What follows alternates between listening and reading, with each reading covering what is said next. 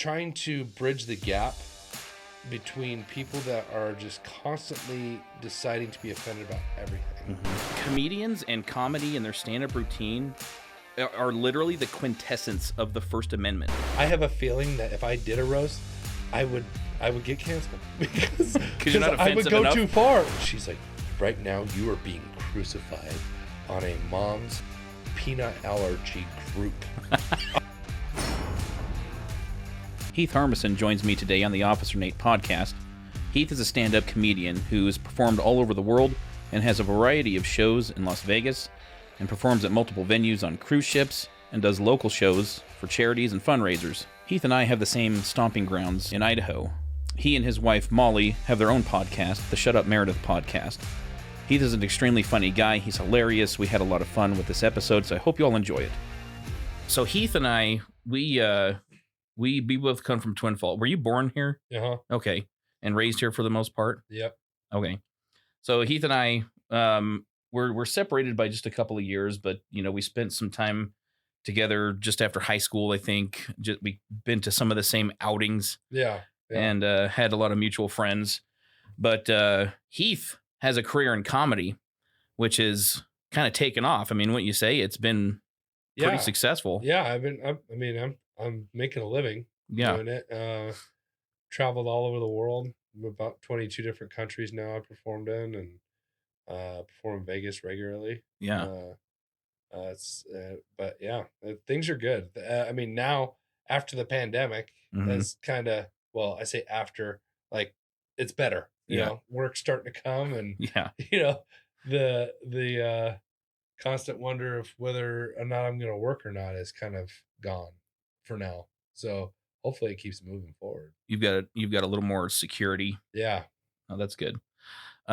So let's get this part out of the way. Where can people find you? Like where, like TikTok, Instagram, what?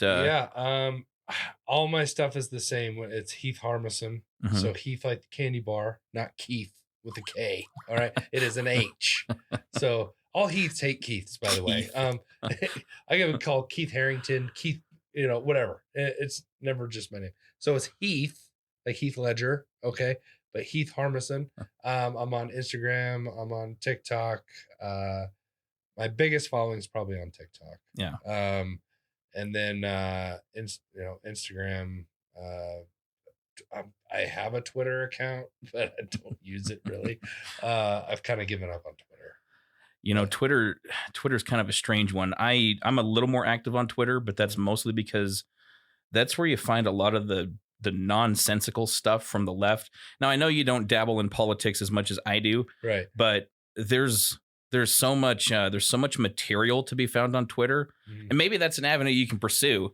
Like, you don't have to post on there, but you could probably find a lot of material for your stand-ups, maybe. Probably just going through the Twitter and finding. Yeah, I'm sure I could. I'm sure I could. So Heath and I, we actually have at least one thing in common. We both threw the discus in high school. Yes. Yeah. I tried to throw the shot.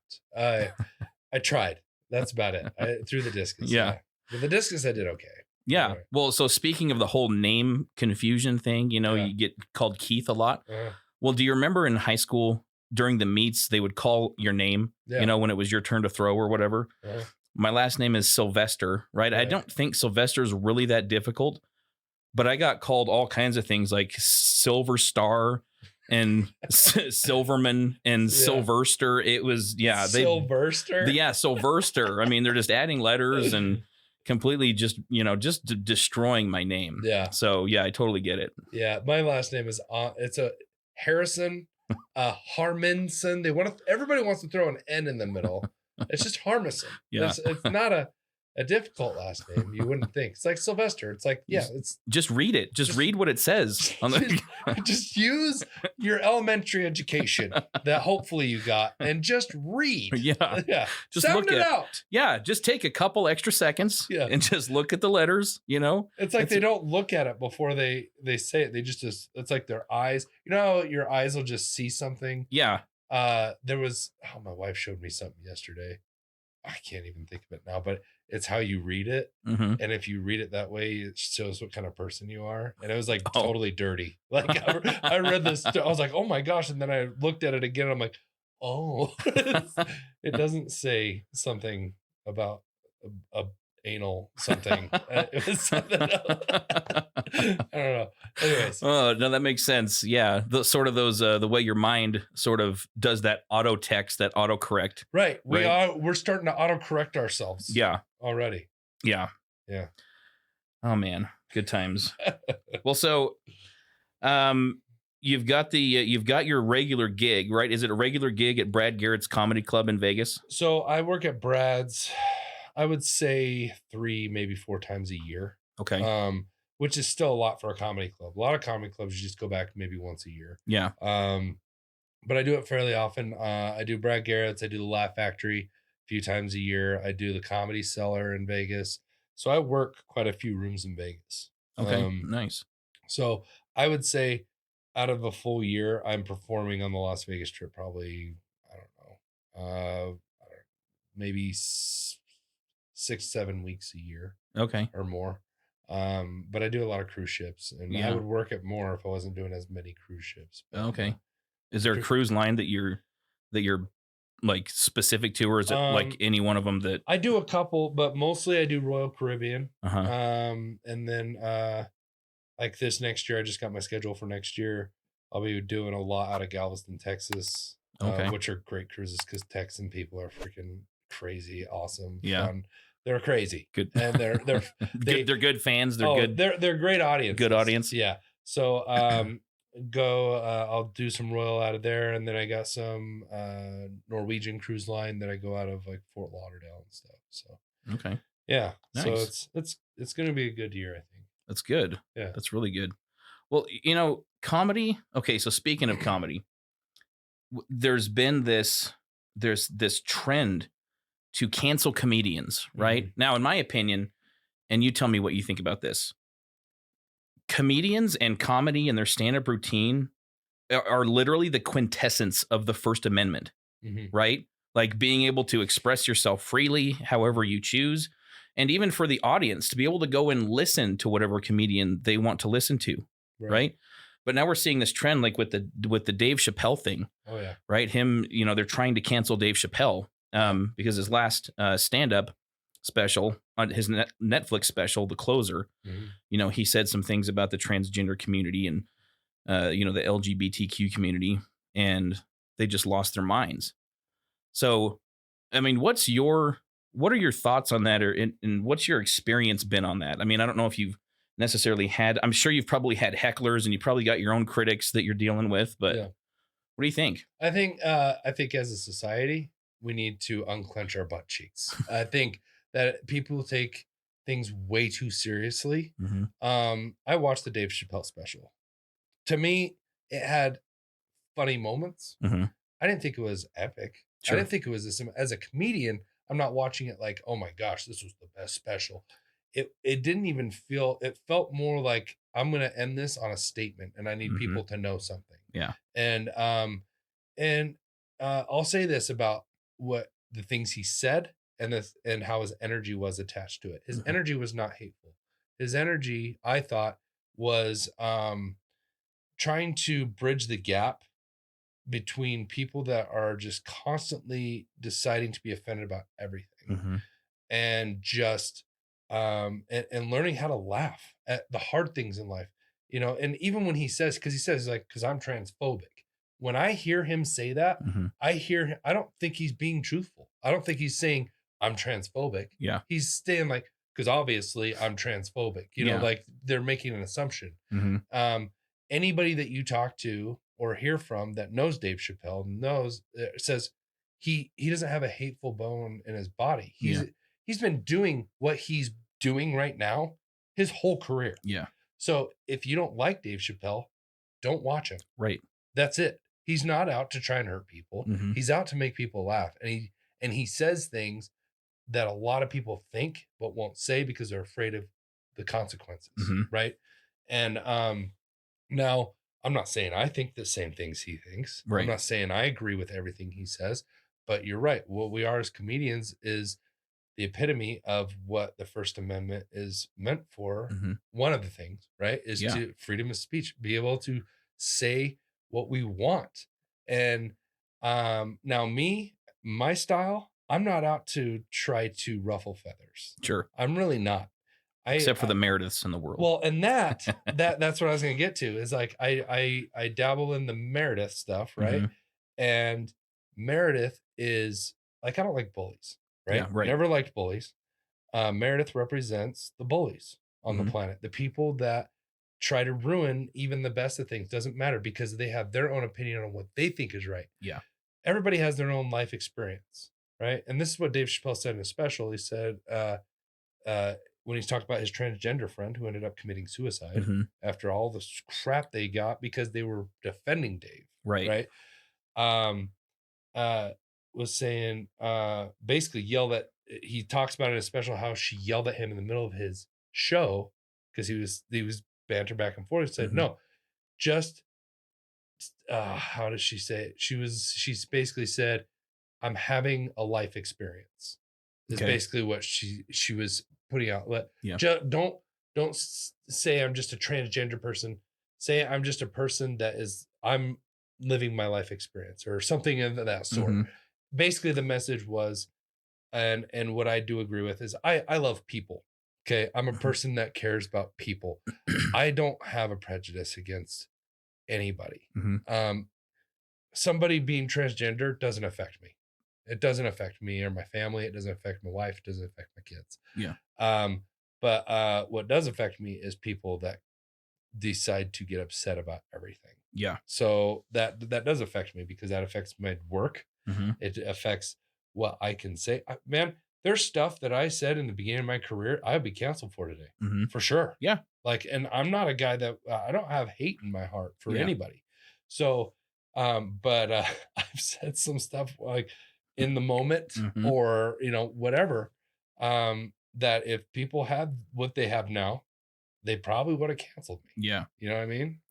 Well, isn't it ironic that the group or the side, or however you want to identify them, that claims to be protective of marginalized groups like the LGBTQ transgender community bullied a transgender person so hard that they committed suicide? Oh, yeah. Right? Yeah. Simply because that person disagreed with the narrative or didn't fully fall in line, with that particular agenda from that group of people. And that's what happens. They bully people who, even if you are a member of the class that is supposed to be protected by these people, they will bully you. They'll cancel you, and and it's a sad story that I think Daphne, was that her? It was Daphne. I mean, if you don't fall in line exactly with what they think, or whatever it is in extreme groups, if you don't fall in line with exactly what that is, you're not a part of it. Right.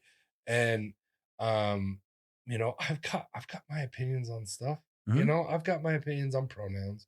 I got my opinion on all sorts of stuff.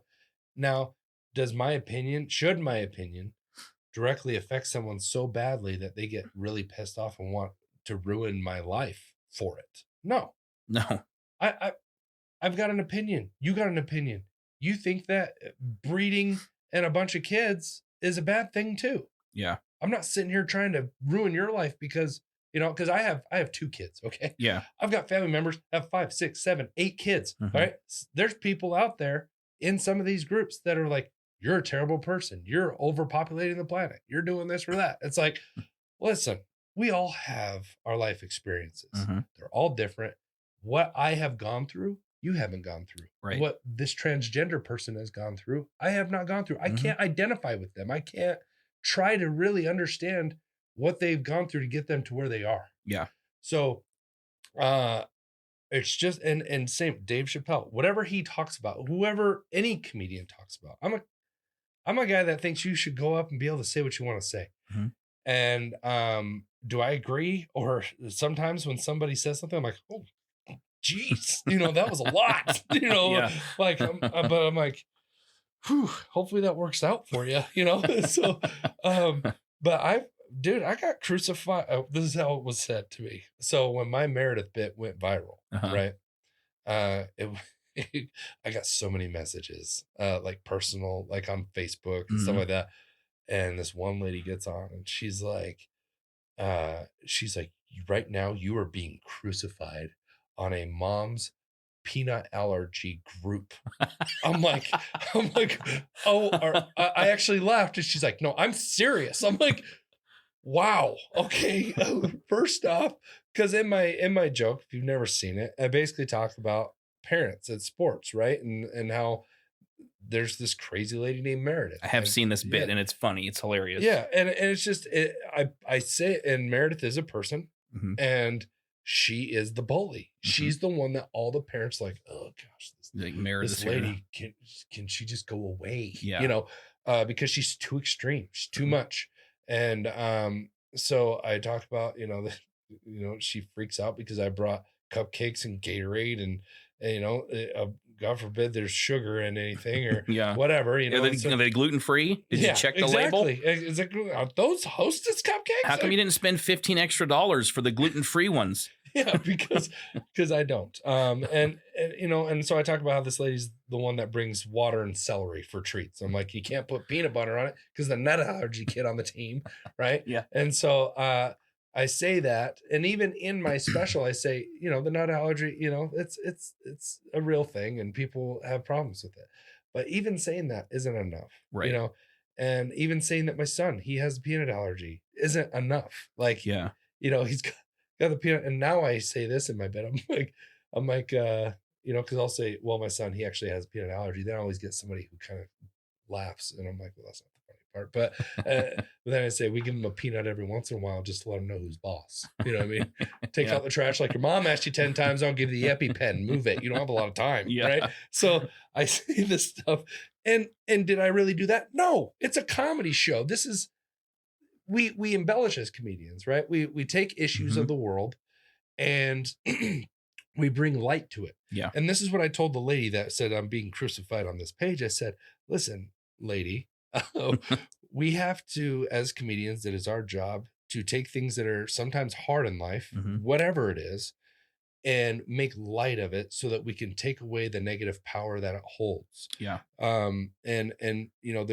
And she's like, well, something shouldn't be talked about. I'm like, everybody feels something about something.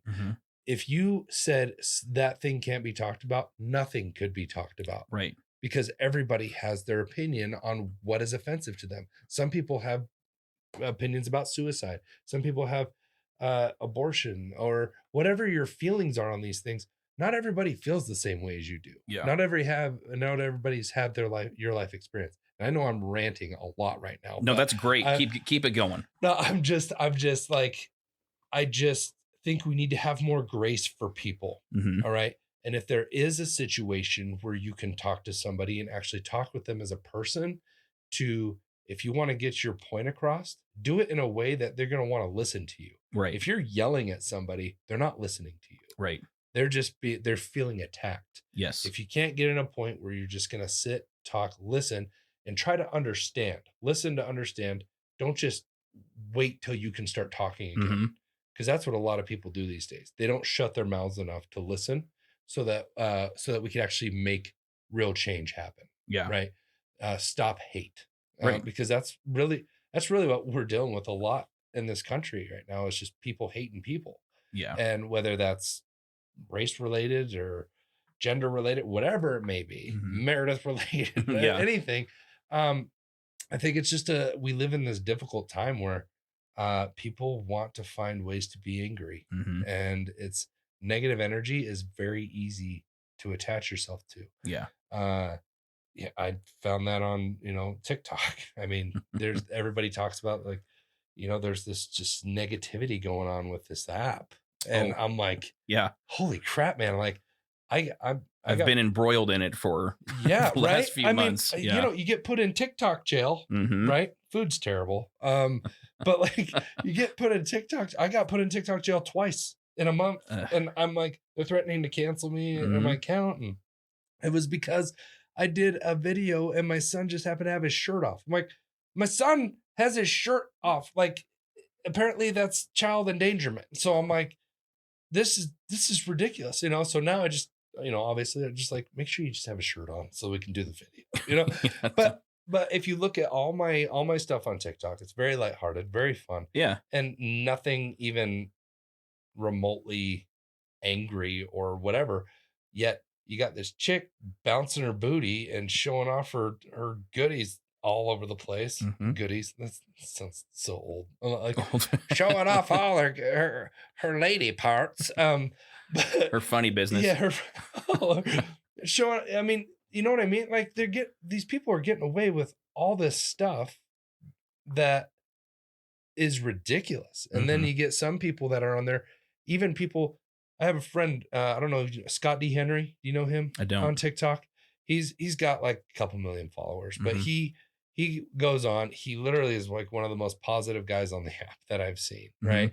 He just goes, he tries to do fun, stuff. And he did a video talking about anti-bullying, about not bullying this certain kid or something. And he got taken off for bullying. Like, I was like, oh my gosh, this is insane.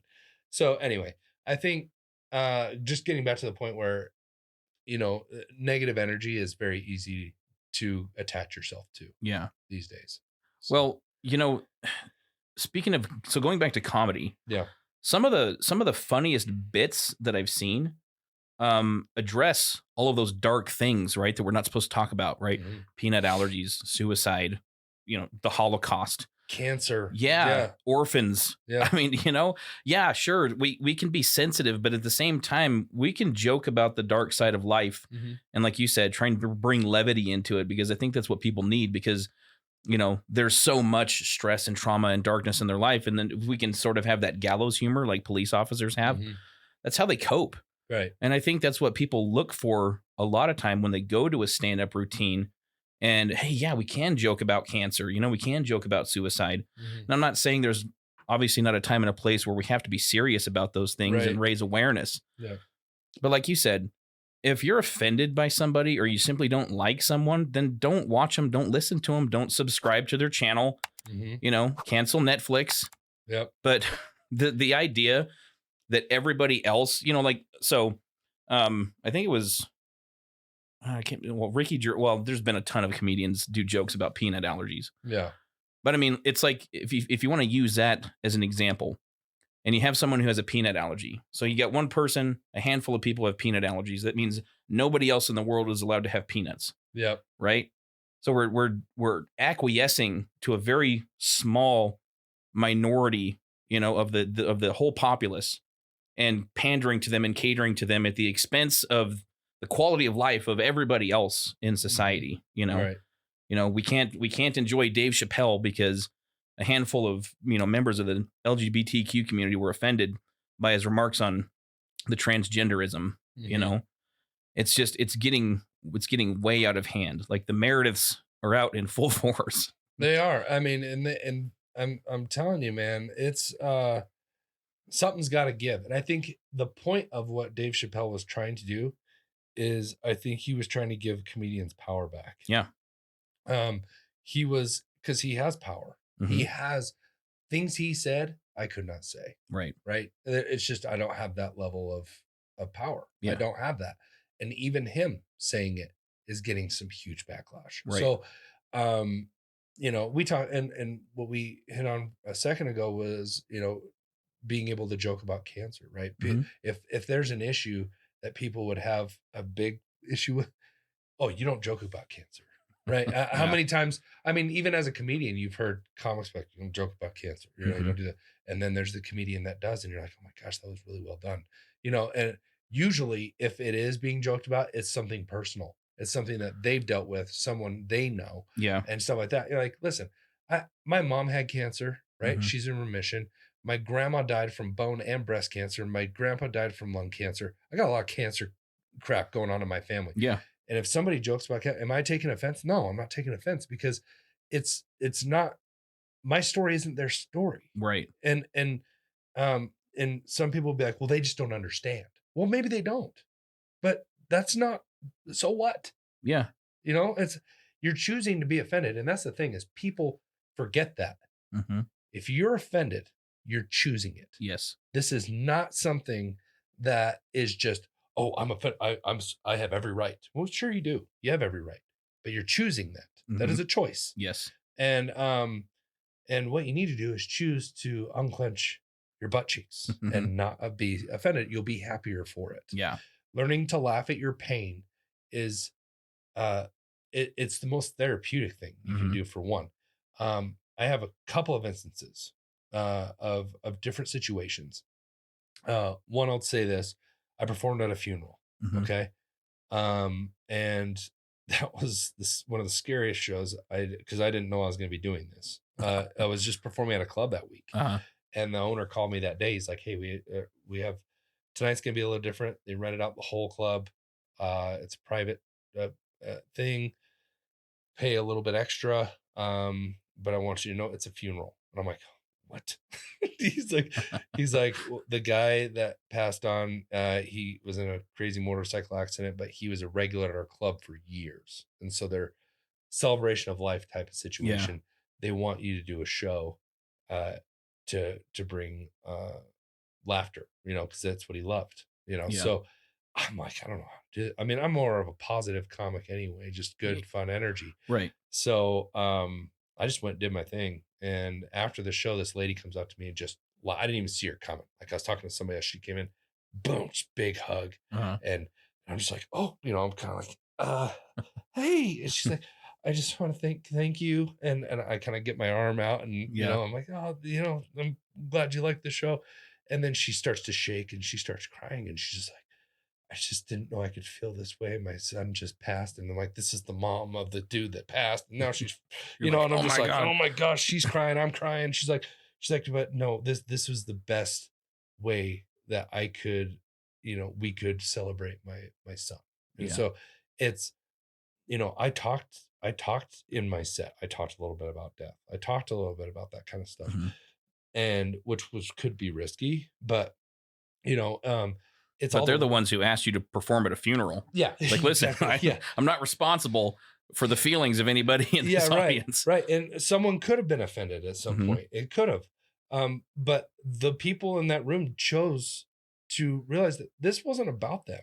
This was about celebrating someone they cared about. And obviously the people that knew him best knew they wanted to bring me to do this. Yeah. So it was a good good experience for me to kind of see that. Right. Yeah. And then another example of somebody, people that decide to get offended for other people.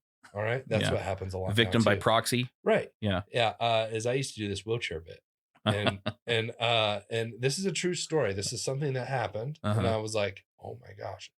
So this guy saved a little girl from being kidnapped out of Walmart. Now the guy that saved the little girl was in a wheelchair. So the guy, I'm like, so in the news story, they're like, the way they said it was a guy in a wheelchair tackled the guy. I'm like, tackle? How does a guy in a wheelchair tackle anybody? So that's what I'm thinking, right? So my brain starts going, and I'm a physical comic, so I act this out, right, in my bit. So I talk about, this guy's sitting in line at Walmart. He's, look at, just doing his thing at the register until he sees this thing go down, and I, kind of do it thing, and then he just starts pumping, starts getting those wheels going, right? Yeah. And then when he's about to get there, just e-brake flies out of the chair, tackles the guy, right? Yeah. So I tell this joke, and the guy's a hero, right? Right. So when I did this joke, I did not know the guy, right? But this joke goes viral, and this guy, the story who this is about, he contacts me, and he's like, oh my God, this story's about me. And I'm like, what? And he tells me his name. I look him up. I'm like, yep, that's the guy, Wow. And so we've been friends ever since. And here's the thing. I got messages on that one about people being like, how dare you make fun of people in wheelchairs? I'm like, I wasn't making fun of people in wheelchairs. Was it from the Moms Against Peanut Allergies? Like, you're being crucified on a wheelchair activist group. I don't know. No, it's just people, and when I was telling that joke, I can't physically do it anymore, because when I would do it, my head, I would snap it back and forth really fast. So I actually have neck problems from it, and probably brain problems. But yeah, I can't do it anymore. But it was it was just one of those things where if I saw someone in a wheelchair in the audience, I would do that bit because they're there. Yeah. And they loved it every single time. Why wouldn't you? Because I mean, they just want to feel normal, right? They don't want people being like, oh, that's a person in a wheelchair. No, they want to feel like they're just another person in the crowd. And if you're doing a joke that they can relate to, like that, they love it. But then you get people that I got people that come up to me after the show. I had an instance. I'm selling my stuff. This person, how dare you make fun of someone in a wheelchair? Person in a wheelchair rolls up behind him. I loved it. And they actually told him, stop being offended for me, for people. Good like for me. them. And I was like, thank you. like I'm like, walk on. Yeah. Here's a free DVD. Wheelchair person got all sorts of stuff. Like it was like we got to stop trying to be offended for other people too. Like, well, yeah, you're not the savior of these other victim groups, right? Quote unquote, if you want to call them that. That seems to be the sort of the prevailing theme, is that, like you said, people love to be offended on behalf of other people, right? Doesn't affect their lives at all, but they know for sure that the person that you're targeting in that joke must be offended, right? It's got to be offensive. Yeah. And so would be. But yeah. Right? So you've got this victim by proxy thing going on. That's what we see with the race card that's being played so often, these white saviors that are, constantly sort of preaching and ranting and lamenting on behalf of people of color, even though they're white. Right. They call it virtue signaling. So, I mean, obviously that happens a lot in the comedy industry as well. Right. Yeah, it's a problem, and I think people just need to mind their own business most of the time. And I think a lot of people that are deciding to be offended for others, it's a selfish thing. It's them seeking attention, trying to get something. And it's like, listen, this isn't about you. Yeah. If it was about you, fine. If you're in a wheelchair and you got offended at me, I'm still going to tell you, hey, if you listen to the joke, the guy was actually the hero in the story. Yeah. I didn't make him seem stupid at all. Yeah. How would you tackle somebody in a wheelchair? Maybe I'm doing it wrong. Right. I don't know. I'll let you come up and demonstrate next time. Right. Maybe I just did it wrong. Maybe there is no e-brake. Maybe there is, I don't know. But it's just I think that we just need to loosen up, man. We need to let people, like comics especially, if you don't like something they're saying, don't watch them. Right. Because there are people out there that there's a reason why Dave Chappelle sells out wherever he goes. Okay. And the people that go and watch him agree with 99% of what that man says. Yeah. But yet we're listening and acquiescing to the 1% who want to cry about, being offended by his jokes. Do you watch or listen to Anthony Jeselnik at all? I have, but I don't listen to So, I mean, if you want an offensive comedian, right, quote unquote, like his jokes are, like you said, your reaction sometimes is like, wow, I don't know how that's going to go over. Yeah. But I laugh, because I've got sort of that dark sense of humor because, I was a police officer for 13 years. And if you're unable to laugh at the dark stuff, then life's going to be kind of rough. But, to your point about, these victims by proxy who they're making it about them. They're very selfish and self-absorbed, and they want to make it about them. He mentioned, he did a bit where he was talking about, whenever something awful happens in some part of the world and somebody gets online and says, praying for France. Oh, okay.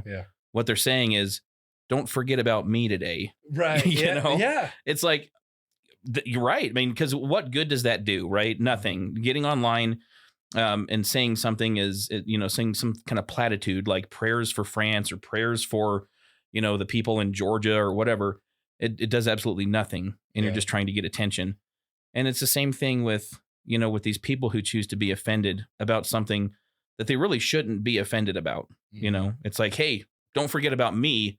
Don't forget about my feelings, and let's make all the changes we can make to acquiesce to my situation. Right. Yep. So, and that gets old. I imagine for you, it must get really old. I mean, because your whole career is comedy and performing, and you got to be out there. You got to be on TikTok. You got to be on Instagram. Mm-hmm. You got to be on stage. So, I can only imagine your frustration with TikTok. Yeah, and I'm the frustration is I guess I know my heart. I know what I'm trying to do and what my beliefs are and all that stuff. I know where I'm at. So, if you're offended by anything I do, you've got a long road ahead of you, because welcome to the internet. Oh my gosh, man. I mean, if you've ever watched a roast of anybody, I mean, they say some stuff that I'm like, oh my gosh, like this is national TV. Like, I mean, like a roast of Pete Davidson, like these guys have, it's like, it's like Pete and whatever disease he has or whatever, you know what I mean? Like it's just like they say the most, and when you're getting roasted, that's what's coming, right? You know that they're gonna get vulgar and obscene and yeah, and that's what roasts are all about. And I'm sure there's people that have watched some of these roasts and just been like, oh my gosh, how dare they? I'm like, do you not know what you're watching? Like this is you're supposed to say the most heinous things about these people. That's the point. You're looking for the shock value. Nobody has ever asked me to do a roast because I'm too nice. I think I have a feeling that if I did a roast, I would get canceled because you're not I would go enough? too far. No, I go too far. Like I feel like I don't have like this medium ground. I feel like if I went past the line, it's like I'm way on the other side. There's no people are back. like, hey Heath, you can't say that. Because I know I've thought things before, and I'm like, geez, Heath, calm down. Jeez, that was a lot. So read the Bible for a few minutes. Yeah, you might want to go pray for a few minutes, talk to God, because he's not happy with that thought right there. You need some forgiveness for that one.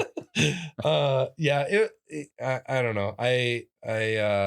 I love doing what I do, and it is being threatened right now, and I think something's got to give. And people, if you're going to come to a comedy show, and this is what I would suggest, if you ever decide to go to a comedy show, realize that's just what it is. Yeah. I don't care what you hear. I don't care how grotesque. I don't care how bad it may be. I've heard, I swear, I feel like I've heard everything, right? I've been to open mics on a Monday, Tuesday, Wednesday night for these local guys that go for that shock factor. And I've heard some things out of people's mouths that I'm just like, wow, like that was not funny. And that's the thing. It might just be straight up offensive and not funny. To me, like I can be like, that was not funny. They were just trying to shock you. Yeah. Like that wasn't. And if I'm offended, I'm offended because that was a terrible written joke. Right. I'm offended as a comedian, not a person, So, do you feel like there's people that actually go to, somebody's stand-up routine or, somebody's show with the intent of looking for reasons to be offended? Like they buy a ticket and they go and they, I feel that way sometimes. Yeah. I feel like I've had people in the audience that I've looked at and I'm like, why are you here? Yeah. What is the point? You don't look like you're having any fun. Yeah. And I've had people in the past come up to me because they're like, man, you should be dirtier. I was like, oh, okay. Like how, like erotically? Cool. Like what do you? I don't know what you want from me. I'm nervous right now. You want more F-bombs? You want me to say the C word? What do you want from me? But I'm just not. I'm not a raunchy comedian. Yeah, I get adult, but I'm not raunchy. And I don't ever think that's not who I am. Like I just, if I try getting raunchy on stage, it would be uncomfortable for the audience because it's not who I am, and they'd feel that. Yeah. There are raunchy comics that do a very good job, and they say things that just like, that make me blush, so. And truck drivers and dock workers. Yeah, right. Yeah, it's like, man, this person's been damaged. Then that's the thing. This guy needs Jesus. Yeah, most comics, we're just damaged people. Our therapy is that microphone and that stage. Yeah. And I've said that on stage before. I'm like, this is Like I've just told a story and I'm like, that's just the end of the story. That's just therapy for me. Yeah. There's no punchline. And that gets a big laugh because they're like, oh my gosh, that's just a true story. And I was like, yeah, that really happened to me. Yeah. That was just a catharsis for me. Yeah. So sorry. Now I'll do the jokes. Right. Yeah. Cause all I do is write about my life. I write about, the experiences. And I think most comics are that way, but there's some that are just doing the punch one, they'll get the political comics, they'll just talk about the politics and but I'm a storyteller. I tell these things and I think it's because the nature of what I do and what I've chosen to go into as a profession that things happen to me, just crazy off the wall things that people are like, did that really happen? Yeah, that really happened. Now, sometimes I have to embellish a little bit. Sure. Right? You got to take liberties. Yeah. Yeah. But to point, I talked about how I had to get my hard candies checked. Yeah. I had to go. That's a true story. Yeah. Had to go into a doctor, get the left one checked out because it's a little off. And but I'm scared of the doctor, right? So I have my wife come with me. I go and the doctor comes in the room, sits on this stool that goes all the way to the floor. And he just, without any warning, right? And I say, without any warning or Miyagi, with the hands warm up, he just gets right up in there, and it's very brisk. I don't know if he's sitting in a freezer before he came in. We had to wait for Righty to come back down to join us before we could figure, So then he starts explaining to me what's going on, right? He's up in my business. And he's still there. And he's looking at me, telling me what's happening. You've done the whole turn your head and cough thing. I'm like, yeah, I've done that. He's like, okay, we're going to have you cough 8 times. I'm like, 8 times? Like, yeah, we got to be very thorough. So I cough. How long is your hand going to be on my junk? Exactly. So I cough 7 times, but I cough as hard as I possibly can. Like we're talking, it was bad. Who's ever on the outside of the doctor's office is like, what the hell is happening in there? Right. So on the last one, he's like, I need you to cough and bear down. I'm like, bear down. He's like, yeah, you got to just bear down. So as I cough and bear down, he goes up. He went up as I'm bearing down. That's every guy is like, nah. And then I'm like, I think he slipped a pinky and and got me, but he caught me off guard. He didn't tell me what was going to happen. He caught me off guard. I lost my balance. And then I teabagged him. I hit him in the face I hit him in the face. That's the true story. That happened with your pouch. Hit him right in the. He got all the pieces. He got all 3 of the whole package. He got it, and my wife is sitting there behind the magazine, just laughing so hard, right? And I'm like, oh my gosh! And so I was like, I am so sorry. He's like, it's okay. Like the true story is that he's just like, it's fine. He's like, that's the 3rd time today. He's like, it's not the first time. No, but he was taken back for sure, right? Yeah, I bet. Just totally rammed him with my stick. Anyway, but but in the joke, I end it with, because I talk. Anyways, I just say he started welling up because he had a nut allergy. So that was the only embellished part of the story. Right. Everything else was true. Everything else, but people are like, you didn't really hit your doctor. I'm like, yeah, I really did. My doctor got the full, and I've never seen that doctor again. Just because, we've gone too far. It was awkward for both of you. Yes. And so didn't even buy him dinner. The test came back and was all clear. So I was like, okay, we're good. I never have to see this doctor again. Right. So matter of fact, we're moving to a different state. We are. We're out of here. It's not happening again. So anyway, it's life story stuff. You just, I take from my life, and sometimes that stuff is real. And and I had a person come up to me after a show that I told that joke or that story, and they're like, you should. I had testicular cancer. You shouldn't make fun of testicular cancer. I said, I didn't make fun of testicular cancer. I told you a story that happened to me. Yeah. I can show you if you want. Grab a stool, pal. Grab a stool. I'll show you. But I was like, hey, listen, I'm sorry you had to go through that, and that's terrible. But I'm like, that's not on me. And this is on a cruise ship too. So in cruise ships, dude, you don't get grace from the ship. Guest is always right. They write a comment. I could get 100 good comments. I get one bad one. They're on me about it. Really? Yeah. So, It's only happened a couple times, and they were both ridiculous. Like, well, they always are. There's never a valid complaint. No, because one I don't know if you've ever seen my van bit where I talk about having the limo window in a car for long road trips. No, I haven't seen that. So basically, I have this. I have the sound clip and everything that I play off of, like when you go on a long road trip with your kids. You get that partition window. So when you go on, you just roll that baby up and let whatever's going to happen. You know, they're going to fight. They're going to do all their stuff, right? Yeah. So I just tell this whole elaborate story and I have an audio cue where I have the sound of my kids fighting and I have the window going up and I'm acting it all out, and Enya starts playing, and it's just this beautiful moment where I don't have to listen to my kids. So I got a complaint on a ship where this lady's like, how dare you put a window in your car, and that is dangerous for children and they could die. I'm like, you mean the fake window of the car that I don't have that has the window? Like, it's not real, lady. This is a fake. This is a total hypothetical. Do I wish I had it? Yes, but I don't. And even if I did, who, right? Like, my goodness. I don't know the rules. You could tell me as a police officer. I don't even know if that's legal, but why would, I mean, they have them in limos, like you said. That's what I'm saying. Yeah, they have them in limos. So why would it be any different in another car? It's not like there's no oxygen back there, right? You know? Yeah, they're fine. They got their movies and throw a box of crackers back there.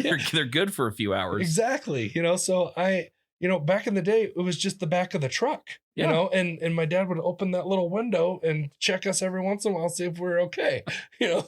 So, and we didn't have seatbelts back there. So, I mean, anyway, so people you'll get offended at something that doesn't actually exist. Just you talking about it. Yep. Even the idea of it is ridiculous and offensive, and I should be fired for it. Yeah. You know, and not live anymore either, because that's part of the cancel culture. They literally want you to die. Yeah. You don't need to be on this planet.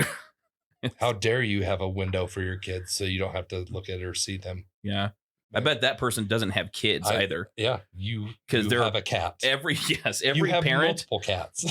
Every parent, if you have more than one child, you've wanted peace and quiet from them for, you know, you're desperate for peace and quiet. Oh, how many, I mean, talk about this. Moms on TikTok. How many of videos have you seen where these women just try and go into a closet so that they can get some free time away from them? They sit on the toilet for an extra amount of time. With a bottle of vodka and some chocolates. Yeah. It's like, this is my time. Right? It's the only time I have. And the kids are at the door, you know, still got the fingers under the door. Yeah. Pounding on the door. Mom, what are you doing? Yeah. My iPad's dead. Yeah. Where's the charger? What to do with myself? Yeah. I need you to entertain me. Yep.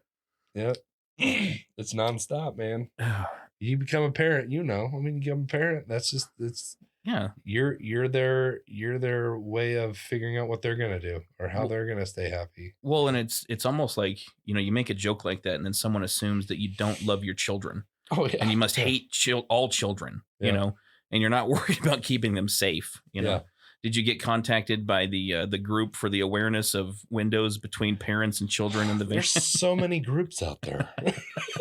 You've created groups with your bits, right? Like we have to form a group. Yeah, Heath Harmison's out of control. Yeah, this Keith Harmison, he's gone too far this time. This Keith Harrington's got to be stopped, and that man needs to die, and we need to do something. He doesn't want to listen to his children bitch and moan during a 5-hour road trip. Can you believe it?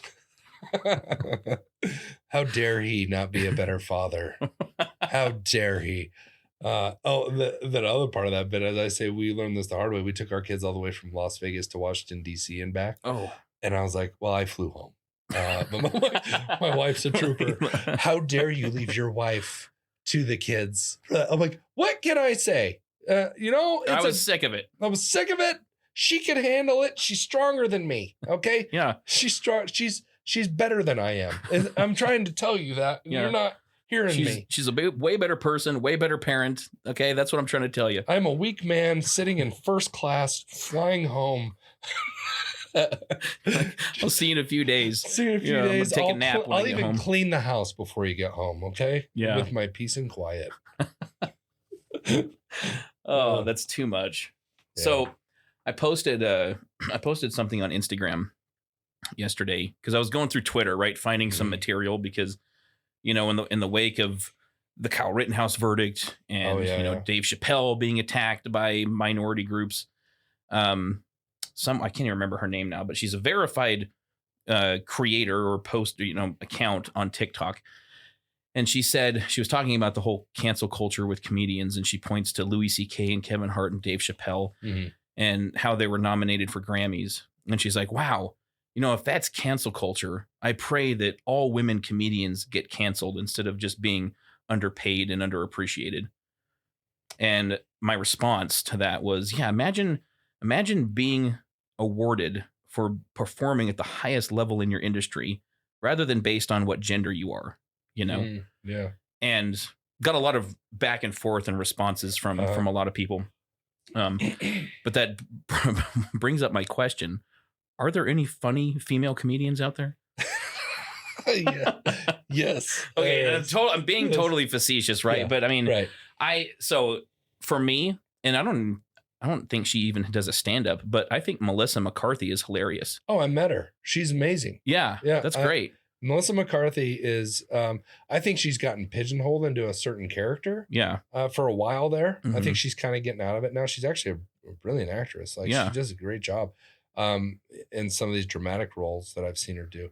But she, I think she was one of my favorite. I mean, you see Bridesmaids. I was lost it on that movie. Yeah. I mean, she stole the movie in my opinion. Yeah. She made that movie. Oh yeah. And everybody, the whole cast was great. I mean, that was, I think, one of the first all women casts that you're watching. Like the main cast is all women, where you're just like, oh my gosh, every one of the women had their solid part in there that made that movie good, right? They all had their different mannerisms and things that made other ones either better, because of the way they were or whatever. Women in comedy, man, that it is. Here's what I'll say. It has been harder to find the funny ones. Like when I book comedy, because I book comedy. Yeah. I want to find a woman comic that will come in and be funny. And that is harder to find because the really funny ones are too big for what I book. Right. And I just haven't worked with enough either to know, because I know plenty of funny women. I've booked them and I've done that, but I find myself like, man, I really want to get a woman in here, but I don't really know. I've already had these other ones and I've reached out to these other ones and they're not getting back. Like it is harder to find because there's, I don't know, especially like when I've gone to open mics and I've seen women comics go up there, it is the same thing most of the time that I've seen. And it's not because it's just a woman thing to do. I'm not saying that. I'm just saying that when I went to open mics and things like that, they're talking about the women problems, right? Which is, that's their life, right? I get that. But I don't want to hear, I don't know what we can say on here. I don't know. We didn't really go over. You can say whatever you want. Okay. So it's not censored. If a woman's going to go on and just sit there, talk about her vagina for 45 to an hour, you're losing half your audience. Right. Okay. If you don't have other life experience stuff that you can talk about besides sex and sucking some guy's dick, this is, bookers are looking for more than that. Right. And just because Amy Schumer was talking about it, she's made it. Yeah. Okay. She can say whatever the hell she wants. You're not Amy Schumer. Right. I'm not Dave Chappelle or whatever, Louis C.K. I'm not Louis C.K. in a lot of ways, but you get my point, right? There was a thing, because I came up in Boise, Idaho doing comedy, right? And a lot of these comics that I would go to open mics with, they wanted to be Doug Stanhope. I don't know if you know who that is.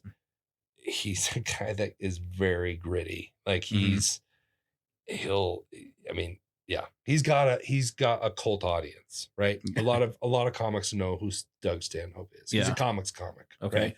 Is what we call him. And all these comics wanted to be Doug Stanhope. And every time they went on that open mic stage, it was crickets.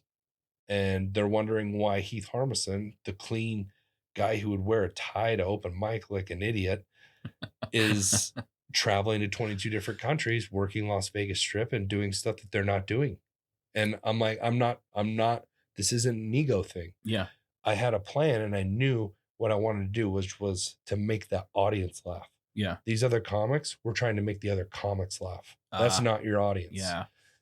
So kind of getting back to the women thing, there are hysterical women out there, hysterical women comedy writers. I mean, Tina Fey. I mean, Amy Poehler. I mean, these are women that have done amazing things with their careers in sketch. I don't think either one of them have done stand up that I know of. Yeah. Like stand up, there's some great funny women comics out there. Yeah.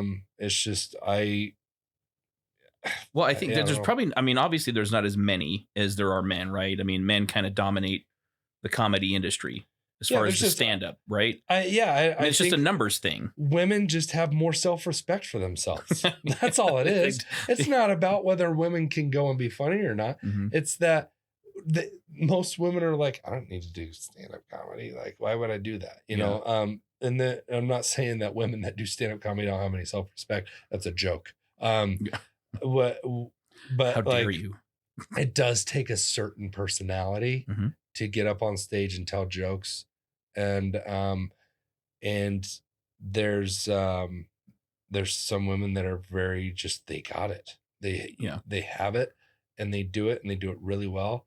And they've groomed themselves over the years, just like any comic, right? They're willing to go and do the work on stage, right?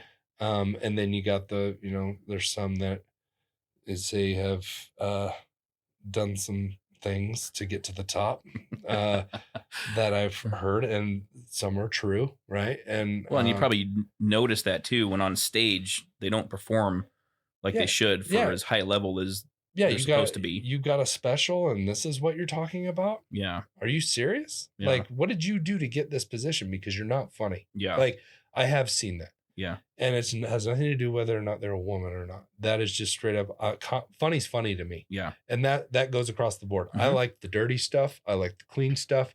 If it's a well-written joke and it's funny, it's funny. Yeah. As long as it's tasteful and savory and done in a certain way. I think a lot of you were talking about the whole self-respect thing.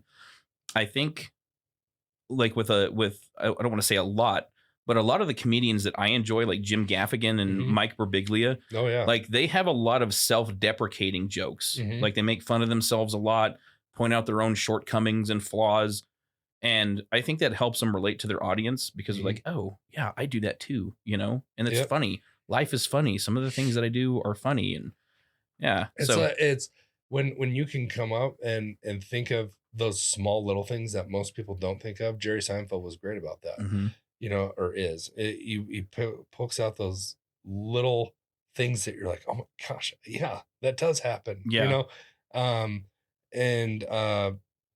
It's nostalgia. People love nostalgia. They love that. That's stuff I talk about. I talk about growing up as a kid and some of the things I did. I talk about when we play a game called Smear the Person, right? That's how I say. Smear the member of the LGBTQ community. I mean that we can't even say it anymore. No, you can't say it, and I say it that way because that's my style and that's what I do. I'm someone like Dave Chappelle, smear the queer. That's what he would say. Yeah. For me, I'm not that way. But did I play that game? Yeah, I did. I played it, and we didn't know. I was in 4th grade. We didn't know what that meant. It was the name of the game. Yeah. And that's what I say. It's like, it's a terrible name for a game, but that's what we called it.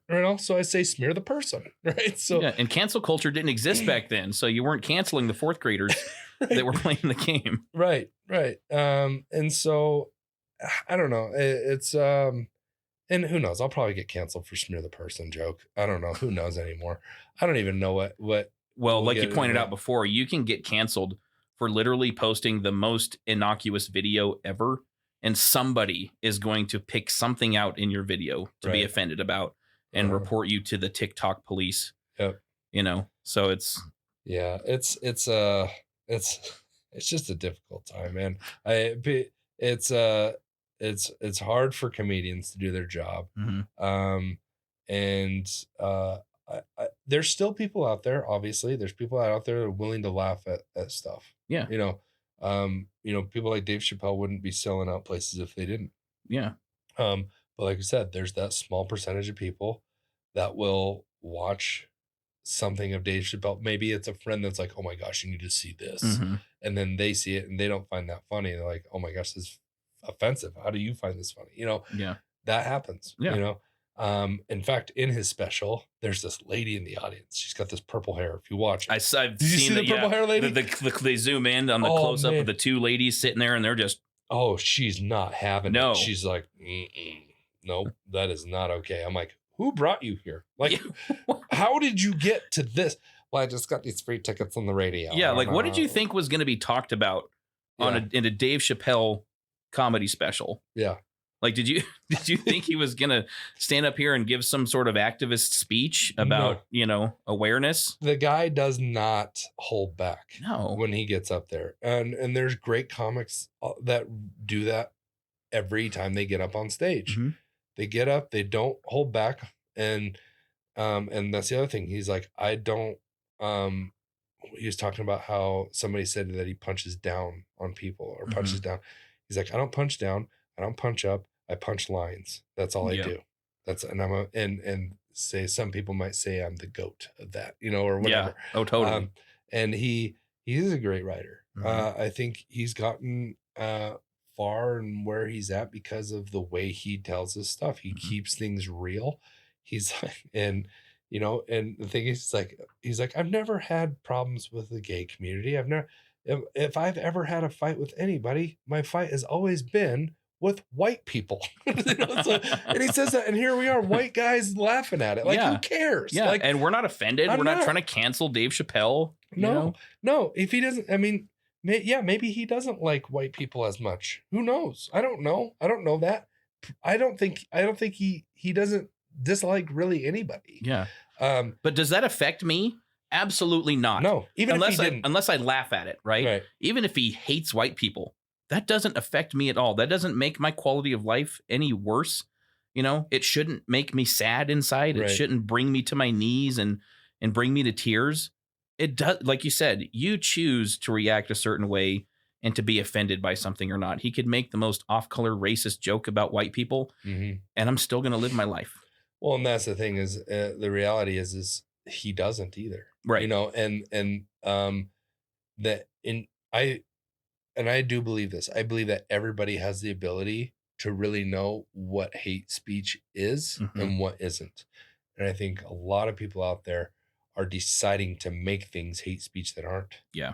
There's like, there was no hate behind that. No. There's no hate behind that. I know people know what hate feels like. Yeah. I know what hate feels like. That isn't it. No. Somebody taking a car and ramming it into some parade, killing people. That's hate. Yeah. Right. Yep. Like, there is hate out there. And I believe that. And I will never support anything that is hateful.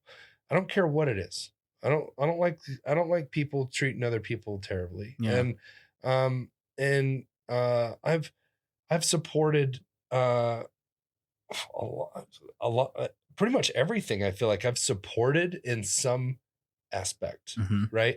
I support law enforcement, right? I have family in law enforcement. I have friends and family, and I get what an officer goes through. Yeah. Right. I have, and this is that thing that a white guy says, I have my black friends, right? And I've your talked token with black friends. Right, yeah. I've talked with these guys about the struggles that they've gone through and some that haven't gone through. Not every black person has gone through these things that others have. And I'm not saying that they won't either. I'm just saying that I've talked to some that have not. Yeah. And the same goes with anything else. I've got my sister-in-law who I was the bridesman at her and her wife's wedding. Like, I support, gay people and doing what they want to do with their lives. It doesn't affect me. Yeah. It doesn't. To me, if you love somebody, you love somebody, and if that guy wants to marry his goat, I guess that's weird to me, but I'm not going to sit here and be like, all right. This has completely ruined my life. Yeah, it's not going to ruin my life. I'm like, I'm not going to let my kids come over to your house, but yeah, so I'm going to keep my distance, not going to invite you over for dinner, but but I'm not going to sit here and hate you for it. Yeah. This life's too short. And I think people forget that, I think people, don't think enough about how short life is because we don't know what tomorrow brings us. Mm-hmm. We didn't know that a pandemic was going to come and freaking take everything down. Yeah. We didn't know a lot of stuff we didn't know 9/11 would happen. We didn't know there's things that just happen. Mm-hmm. And it's how we react. It's how we deal. And if we go every day, like somebody's coming out for us to hurt us, you're going to have a really crappy short life. Yeah. We need to learn to just love each other and try and live the best days that you can live. If you got kids, spend your time with your kids, love your kids. If you have a dog and you love that dog, spend that time with that dog, whatever it is, with your friends, take the time to do the podcast, take the time to come out and experience life. Yeah. Don't sit on your couch all day wondering and just let your life pass you by. Yeah. And if you go to a comedy show, go looking for a reason to laugh and not for a reason to be offended. 100%. Yeah. Yep. Yes. When's your next show? Well, I head out to a cruise ship for 2 weeks, so I'll be doing some stuff on if you're on a cruise in the next 2 weeks. Which one? Which cruise line? Liberty of the Seas for Royal Caribbean, going out of Galveston, Texas. Okay. I'll be on there, and then I'll actually be in Boise performing December 16th through the 18th at the Lounge at the End of the Universe. Lounge at the End of the Universe. It is the one comedy club in Boise now. Okay. So I will be there performing for 3 days.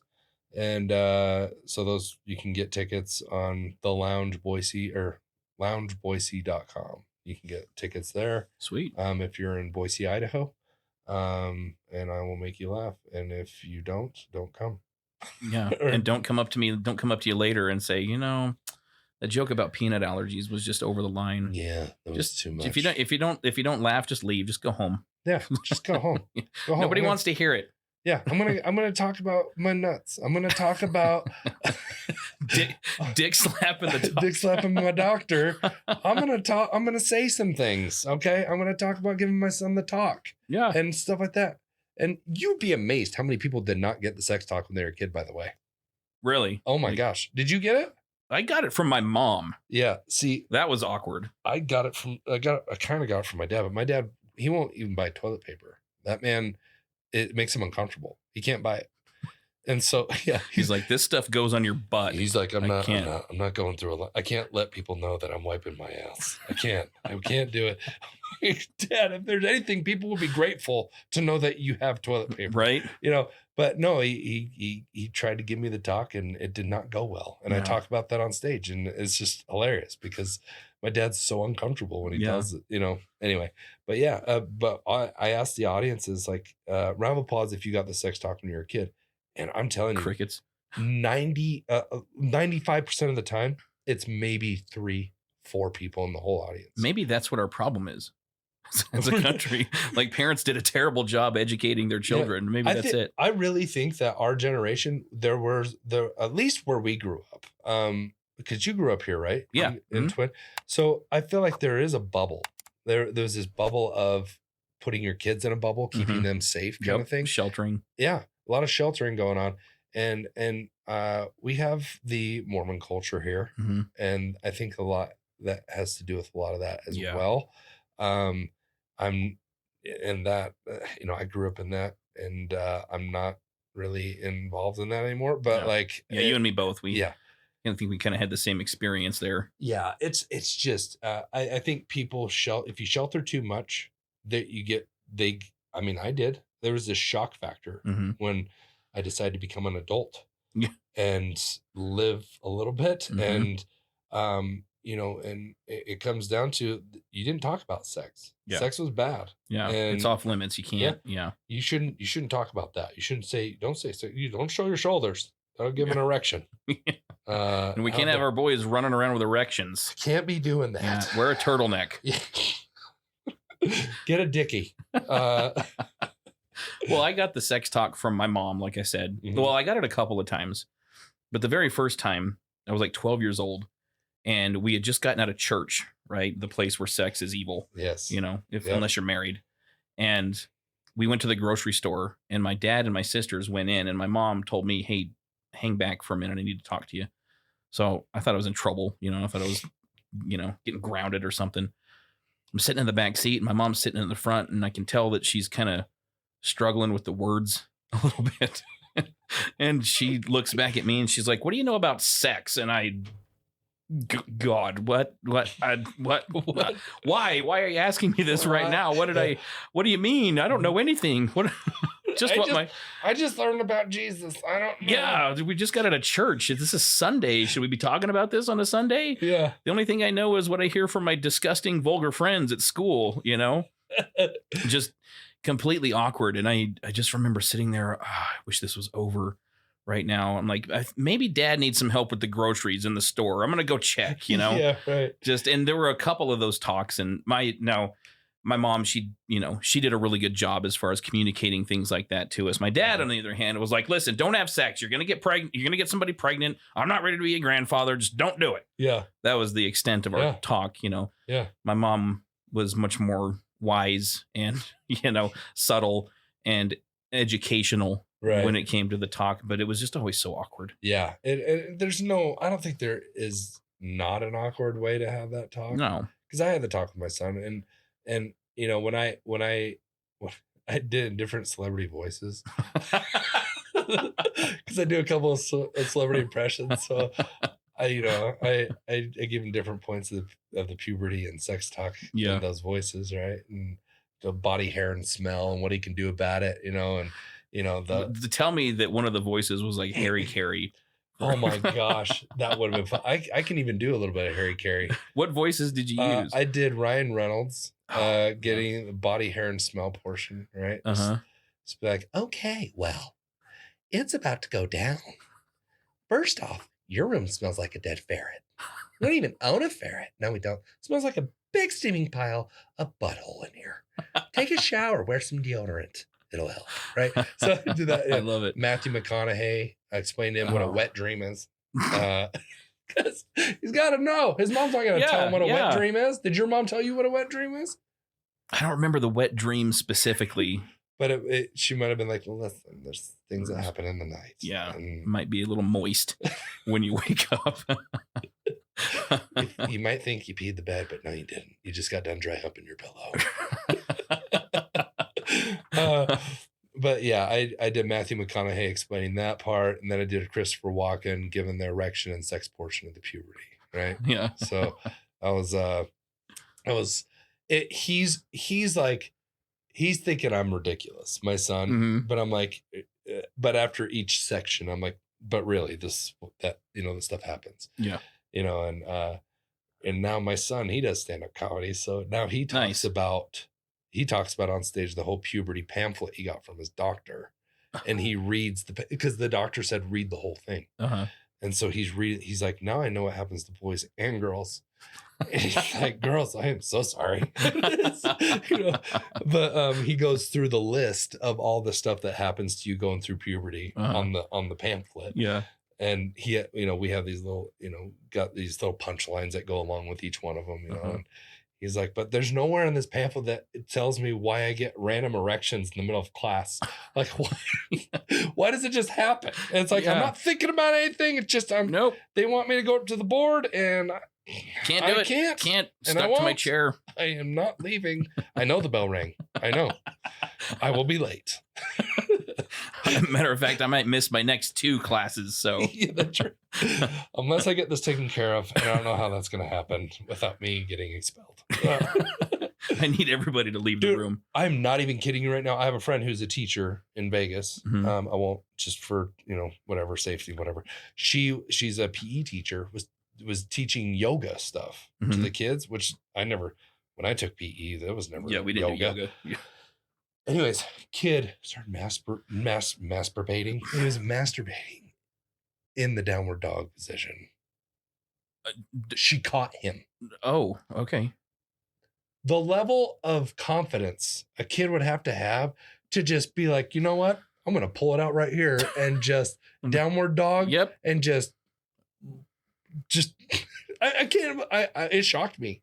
Like, she was like, yeah. I'm like, what do you do? What did she do? She's like, she's like, I was in shock. And then I was like, you need to go to the principal's office. And like, stop doing that. Because she turned the lights down, it's a yoga. I mean, it's kind of her fault. I mean, right. I'm not. The music was probably somewhat very sensual. nice. It was sensual. I heard the crashing waves and the birds, and it just, it got me. It got me in the mood. It was either I walk around with an erection or I took care of it in the downward dog position. Yeah. So, and this is the darkest room in the school. So I figured this is the best spot. This is the time. This is the opportunity. This is the time. Yeah. Wow. This is, I was pretty, I haven't talked about that on stage, but I was like, because for one, I want to get her in trouble, but I don't think she would. But it was just like, I can't believe that stuff. Just when I think that something like that couldn't happen, it does. Yeah.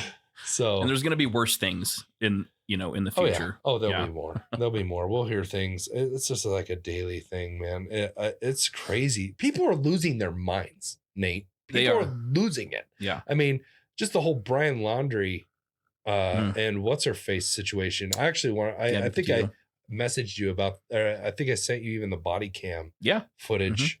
And because we watched the whole, I think it was an hour-long body cam footage of, how the cop dealt with that and what was happening.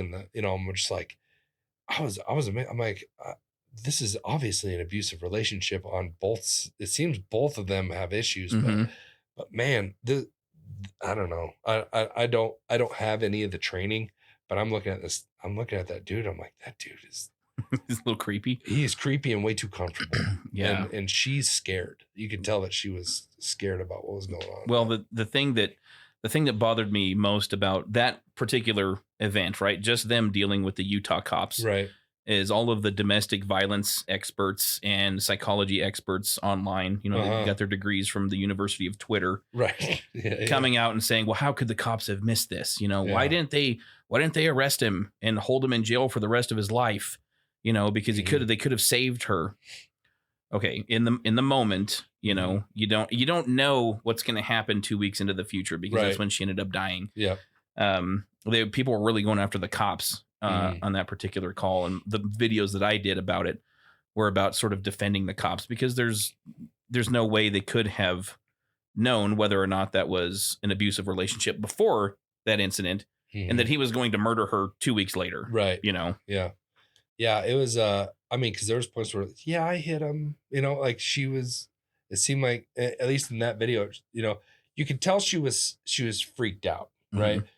But she had, I don't know if she hit him or she did something to him while he's driving. But they were fighting, obviously. Yeah. There was a fight. And whether he actually hit her or like whatever somebody saw. Yeah. Anyway, that was, my wife is totally into true crime, everything. So, well, let's do another podcast. We'll talk about it. Yeah, we should. Yeah, for sure. She would love to talk about that stuff. She would love to be on and do that because she loves true crime, man. Nice.